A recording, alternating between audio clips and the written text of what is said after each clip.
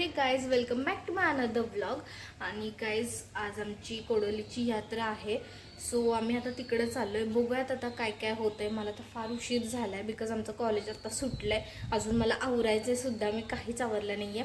So बघू आता पटापट मी आवरते आणि आजीकडे जाते. कंटिन्यू करा माझा व्लॉग, लाईक शेअर सबस्क्राईब करायला विसरू नका. बघू आता.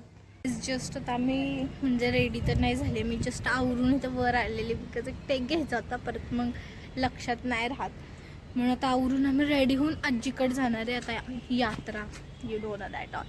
मी फ्रॉक घातला, तुम्हाला कॅमेरा इथं ठेवून दाखवते. इथनं कसं जरा दिसतं की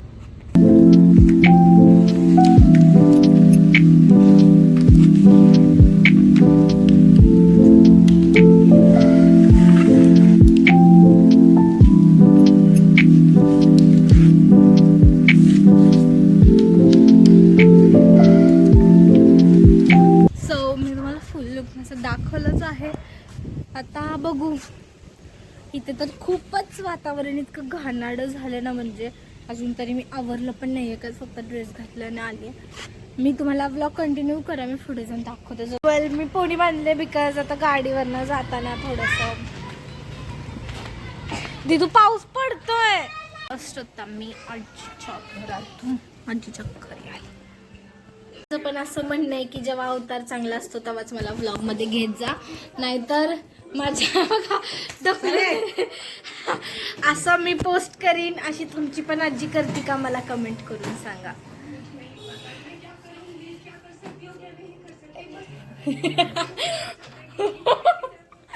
आमच्या आजीचं म्हणणं काय येण्यासारखं.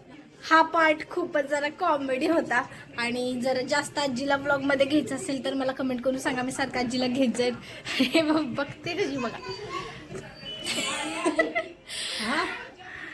आजीच्या घरी आली आम्ही, तापरच्या घरी.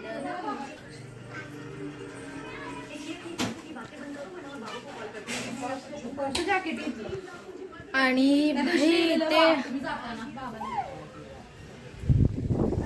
आपण एवढं मुली करतो ना चांगलं रेडी होऊनच व्लॉग मध्ये यायचं, तसं माझ्या आजीचं पण आहे. आजी पण मला बोलली की जेव्हा मी चांगली साडी घालेल आवरून होईल तेव्हाच मला व्लॉग मध्ये घे, त्याशिवाय मला व्लॉग मध्ये घेऊ नकोस. बरोबर आहे का नाही? तुम्ही चांगलं दिसणार. बघितलं, आजी पण माझी मॉडर्न आहे असं नका समजू. यात्रेत आलोय आणि आता तुम्ही बघू शकता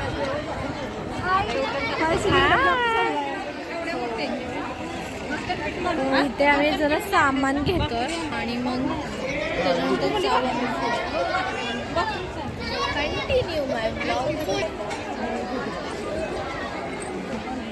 भाई तेवढी गर्दी आहे ना, दाखवू शकते मी तुम्हाला. एवढी गर्दी, फक्त आम्हाला एक मंदिरामध्ये जायचं, एवढी गर्दी.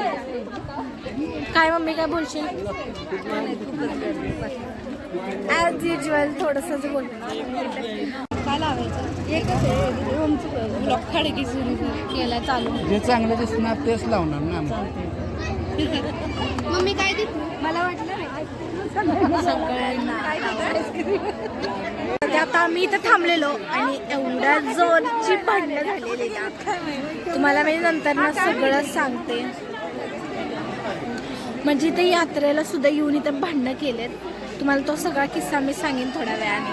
फायनली आम्ही इथं आलेलो आहे मंदिर, एवढा स्ट्रगल करून.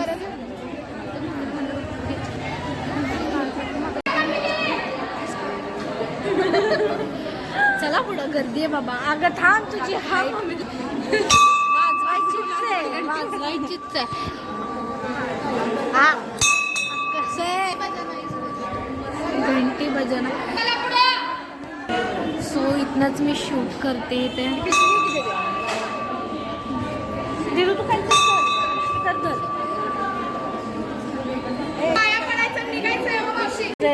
It's mandatory. आणि मैत्रिणीने खूप दिवसापासून मला भेटली आहे.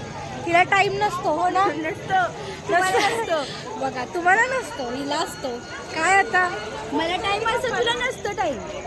पप्पाला फोन केला. गाईज आता आम्ही घरी आलेलो आहे. वाजलेत 9:15. एवढं दमलोय ना भाई, काही सांगू. आता हां, सो मी तुम्हाला ते मगाशी बोललेली ना, ते भांडणं झाले गजऱ्याचा वगैरे ते विषय काय झालेला. एक माणूस होता जो गजरा विकायला आलेला इकडे, आणि तो बोलत होता गजरा घ्या, खूप फोर्स करत होता गजरा घ्या गजरा घ्या.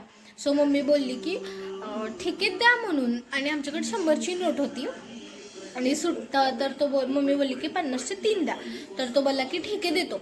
परत खूप गर्दी झाली पुढे मागे, मग तो माणूस मागे गेला. सो आम्ही बोललं की राहू दे, नको मग आम्हाला.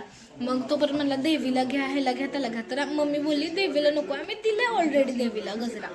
सर तो माणूस खूपच फोर्स करत होता की घ्या ना घ्या ना घ्या ना. मग ठीक आहे मम्मी बोलली 10चा द्या, नको मग आम्हाला एक्स्ट्राचं 10, कारण का 10 रुपये सुट्टे होते आणि एक 100ची नोट होती.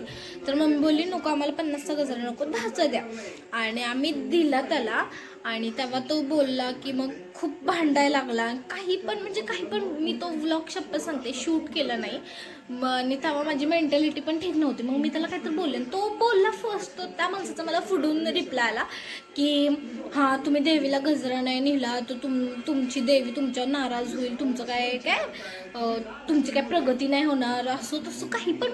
अरे भाई तुला गजरा विकायचा आहे, तू विक, तू आमचं कशाला बरबादीवर टपलायस ना.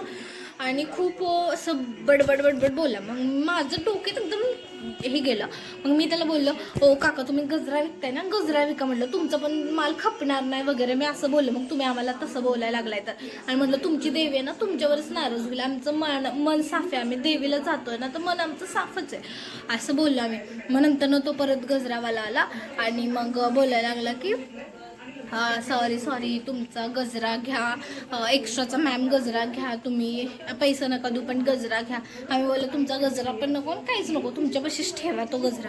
आणि नंतर मला रिअलाईज झालं की मी खूप जरा जास्तच त्यांना बोलली, कारण का ते पण नंतर सॉरी बोलत आले. बट माझं काय म्हणणं होतं की असं कोणाला देवीबद्दल बोलू नाही की तुमचं हेच होऊ दे, तुमचं तेच होऊ दे. आमचं मनापासून आम्ही बोलत होतो ना. मग तुम्ही ठीक बोलला ना, नाही घ्यायचं, सिम्पल गोष्ट होती. तुम्ही कशाला बोलायचं आहे की काय तुमचं असंच होईल, तुमचं. मला नाही आवडत असलं कन्सेप्टच नाही आवडत. तुम्हाला विकायचं तर विका, नाही तर नका विकू. कुणाला श्राप देऊन कशाला जाताय ना. खूप आवडत लोक असतात असली. बट नंतर ते काका आले आमच्यापाशी, तर तेव्हा मला नंतर थोडं रिअलाईज झालं की जाऊ दे, असं मी पण नव्हतं जास्त ओव्हर रिॲक्ट करायला पाहिजे. बट त्या टाईमला मला खरंच सुचलं नाही आणि माझा राग कंट्रोलच होत नाही.